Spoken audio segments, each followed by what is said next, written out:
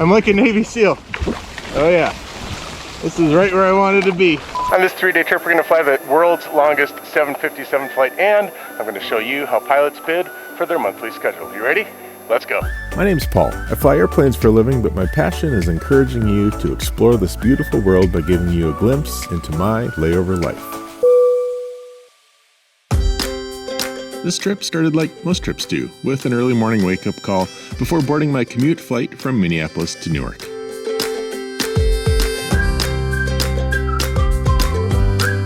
After I arrived, I had to make a quick stop at the chief pilot's office because I left my hat on the plane last week and someone brought it in here for me. I have so many hats. Oh, do you really?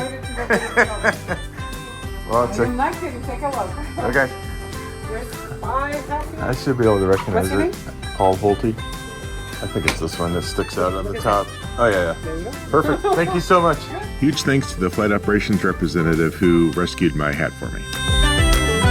After a coffee from my favorite barista in the United Club, I got caught up on YouTube before finally heading downstairs to take a nap in our crew lounge. After some rest, I grabbed some airplane trading cards and boarded a rather steamy 757. Ladies and gentlemen, a very good evening from the flight deck. Your captain speaking. I'd like to welcome you on board United Flight 68, service now to Stockholm.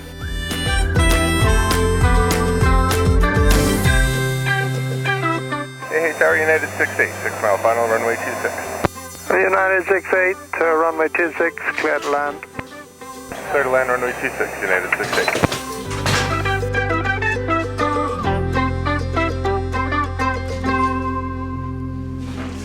It has been over 4 years since I've been to Stockholm, and I love flying in here because honestly it looks like Minnesota and it kind of reminds me of home. So we've got a little bit of an adventure planned, but before we do that, let me explain to you how pilots bid every month. As most of you know, ever since I upgraded to captain about almost 2 years ago now, I've been on reserve, which means I've been at the beck and call of crew scheduling. However, this summer I was finally senior enough to hold a line, which means I have a normal schedule and I'm no longer on call. So I'm going to show you my July bid period. I'm going to show you what I bid for, what I was awarded, and what I ended up flying. Every month between the 5th and the 12th, we bid for next month's schedule, and then the schedules are awarded on the 17th. I had 3 bidding priorities for July. On the weekend of the 21st, my cousin was getting married out in Utah, so I needed that weekend off. That was my top priority. The days after that wedding, we were going to a friend's cottage in northern Minnesota, so I wanted as much of that week off as possible, so I needed the weekend plus days off following that. So I really needed 5 or 6 days off in that stretch. My second priority was commutable trips, meaning that I can fly from Minneapolis to Newark the day the trip starts and fly home the day the trip ends. My last bidding priority was getting July 4th off. I didn't really think I was going to do that because I was literally the last person guaranteed to have a line, but it's always worth dreaming big. So before I show you what I was awarded, let's go on an adventure. Thank you so much. Here we are, some random place in the middle of Stockholm. I think it's down here. After we all high-fived this sign, we found Kayakomat, a self-serve kayak rental. There are locations all over Stockholm, and after reserving a kayak online, they'll send you a code to unlock your kayak.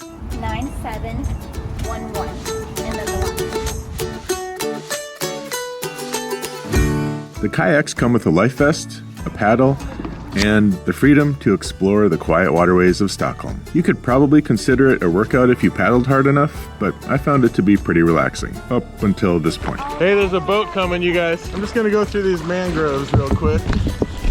Yeah, you're like a Navy SEAL. I'm like a Navy SEAL.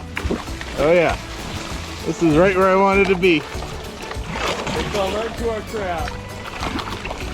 All right.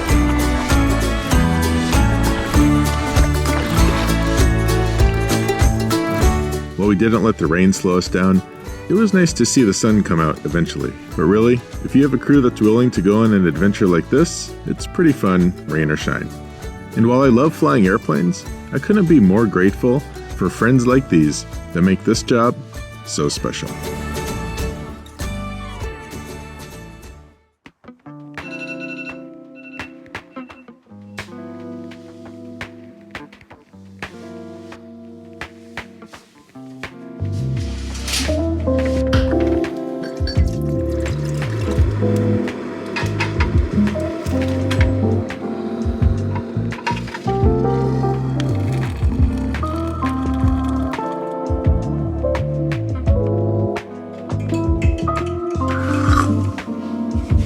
Good morning.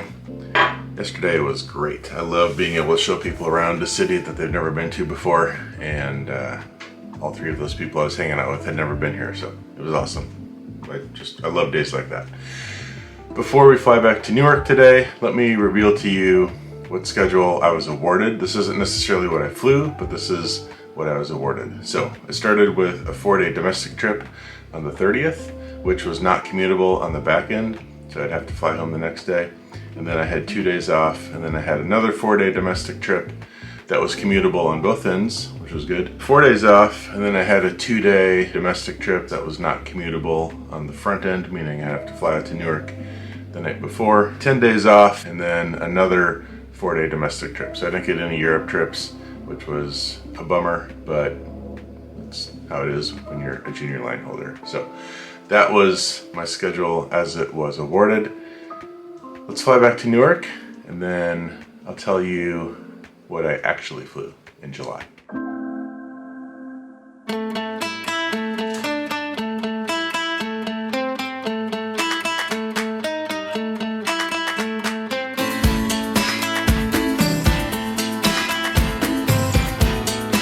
At 3,930 miles and blocked at 8 hours 45 minutes, United Flight 69 from Stockholm to Newark is the longest 757 route in the world. This flight passes north of the normal tracks most airplanes take back from Europe and typically goes over Iceland, then across Greenland, before hitting Newfoundland and making its way toward Newark. Ladies and gentlemen, from the Flight Deck, your captain speaking. I'd like to welcome you aboard United Flight 69, service now to Newark. We'll be pushing back here very shortly. Much renewed today, 8 hours and 15 minutes. Should be a real nice flight today. Good view of Greenland also about 4 hours into the flight. On our arrival into Newark, clear skies, temperature of 32 degrees centigrade, which is 89 degrees Fahrenheit. If there's anything we can do to make your flight more enjoyable, please don't hesitate to ask. From all of us at United, welcome on board. Enjoy your flight.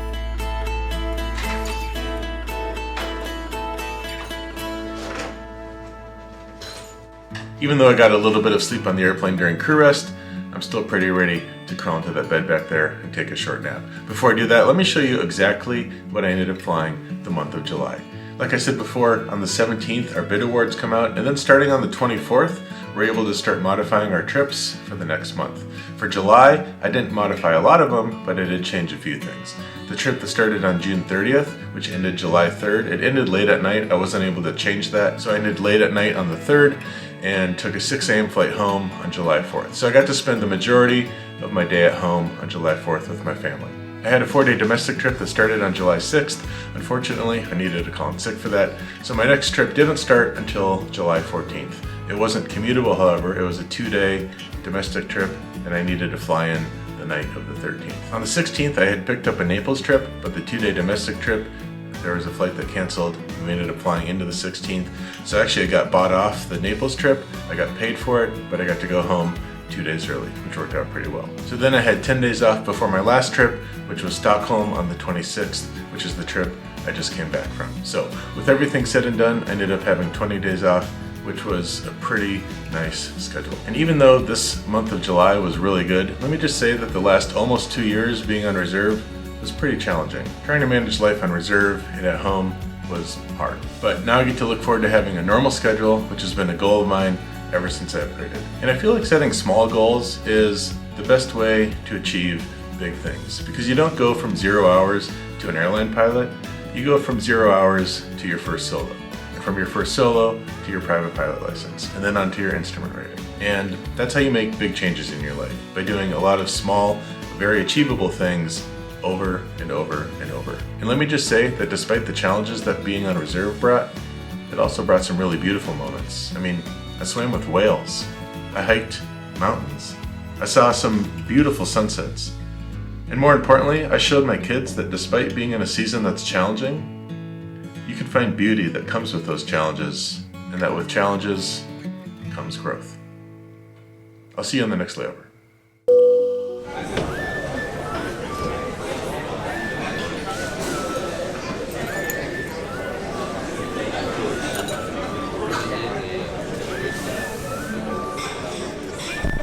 In this video, we're going to fly the world's longest 757 flight, and I'm going to show you how pilots bid for their monthly stipend.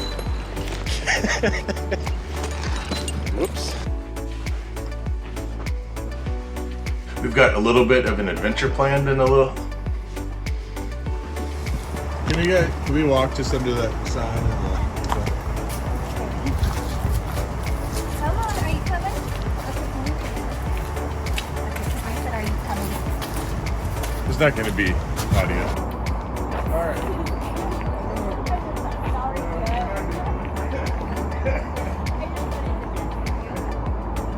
You'll be the star of the YouTube video if you fall Oh in. god. That idiot. He can't even find him. Exactly where we don't need to be. Me with my drone, you next to a bush. Oh.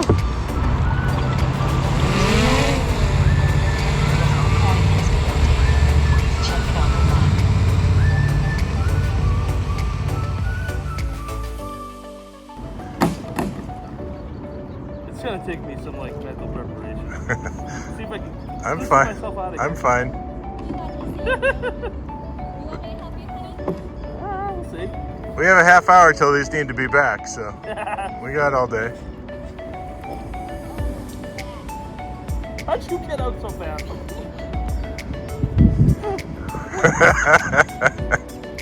Alright, 1 foot in front of the other.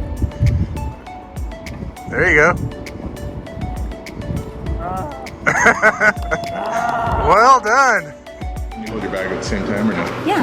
I can So come like back and flip get it around so I can like see you? Like that? Sure, it's okay. Is that fine? Okay. Ready? Yeah. Oh, wait.